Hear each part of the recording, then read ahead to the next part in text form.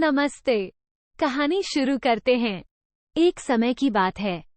एक घने जंगल में एक बड़ा बरगद का पेड़ था, जहां एक कबूतरों का झुंड रहता था। उनमें चिंटू नाम का एक बुद्धिमान कबूतर भी था, जिसके बुद्धिमान दिमाग और तेजी से सोचने के लिए सभी उसका सम्मान करते थे। एक दिन जब कबूतरों का झुंड भोजन की तलाश में उड़ रहा था, तो उन्होंने एक बड़ा मैदान देखा जहां जमीन पर बहुत सारा अनाज बिखरा हुआ था। खुशी से भरे हुए वे सभी अनाज पर भोजन करने के लिए नीचे उतरे। उन्हें इस बात का बिल्कुल भी एहसास नहीं था कि इस मैदान में एक चतुर शिकारी द्वारा बिछाया गया एक जाल है। जैसे ही कबूतर जमीन पर अनाज चुगने के लिए उतरे, जमीन के नीचे छुपा हुआ जाल कसने लगा, जिससे बेखबर सारे कबूतर उसमें फंस गए। फंसे हुए कबूतर आजाद होने के लिए फड़फड़ाने और संघर्ष करने लगे।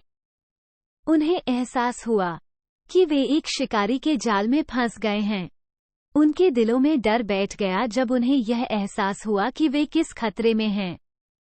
लेकिन चिंटू, बुद्धिमान कबूतर, इस बेचैनी के बीच भी शांत और समझदार बना रहा था। सुनो मेरे साथी कबूतरों, चिंटू अधिकार के साथ बोला, घबराने से इस स्थिति में कुछ नहीं होगा। हमें इस जाल से बाहर निकलने के लिए अपने दिमाग का इस्तेमाल करना होगा। सारे कबूतर आशा और भरोसे के साथ चिंटू के नेतृत्व में इंतजार करने लगे।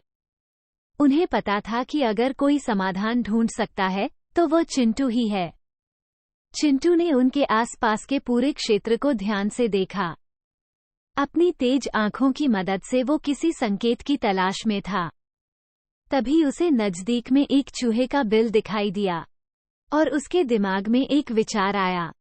दोस्तों, चिंटू ने साथी कबूतरों को संबोधित करते हुए कहा, मेरे पास एक योजना है, लेकिन हमें अपने दोस्त मोटू चूहे की मदद की जरूरत पड़ेगी।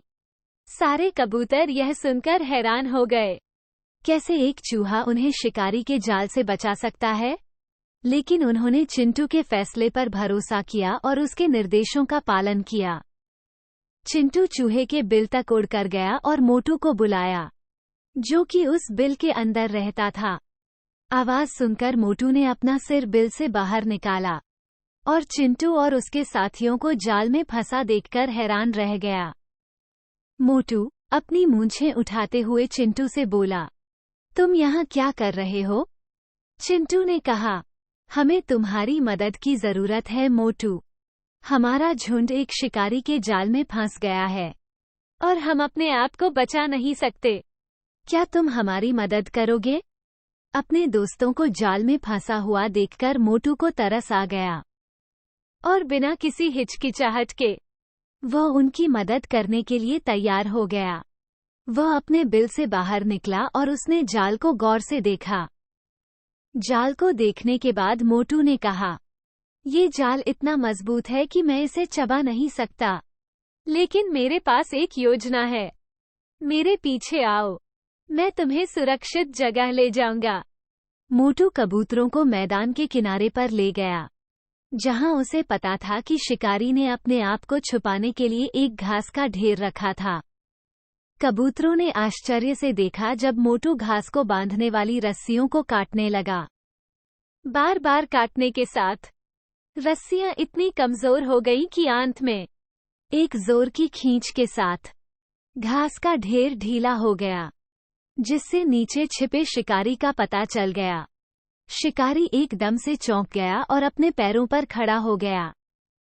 लेकिन इससे पहले कि वह कोई प्रतिक्रिया कर पाता, तब तक सारे कबूतर उड़ गए, आसमान की ऊंचाइयों में, खतरे से दूर, एक बार फिर सुरक्षित और आजाद। कबूतरों ने मोटू को उसकी बहादुरी और तेज दिमाग के लिए धन्यवाद देने के लिए वापस एक चक्कर लगाया। उन्हें पता था कि मोटू की मदद के बिना वे कभी भी शिकारी के जाल से नहीं बच पाते। चिंटू ने आदर के साथ ऐलान किया, तुम हमारे हीरो हो मोटू। तुम्हारी दयालुता और निस्वार्थ स्वभाव ने आज हम सभी को बचा लिया। मोटू अपनी तारीफ सुनकर शर्मा गया। और अपने दोस्तों की जरूरत के समय मदद करने में सक्षम होने के लिए आभारी महसूस कर रहा था। और जब सारे कबूतर अपने बरगद के पेड़ की ओर उड़े, तो उन्हें पता चला कि एक छोटे से चूहे के साहस और दया की वजह से उनकी दोस्ती का बंधन और भी मजबूत हो गया है। कहानी समाप्त। धन्यवाद।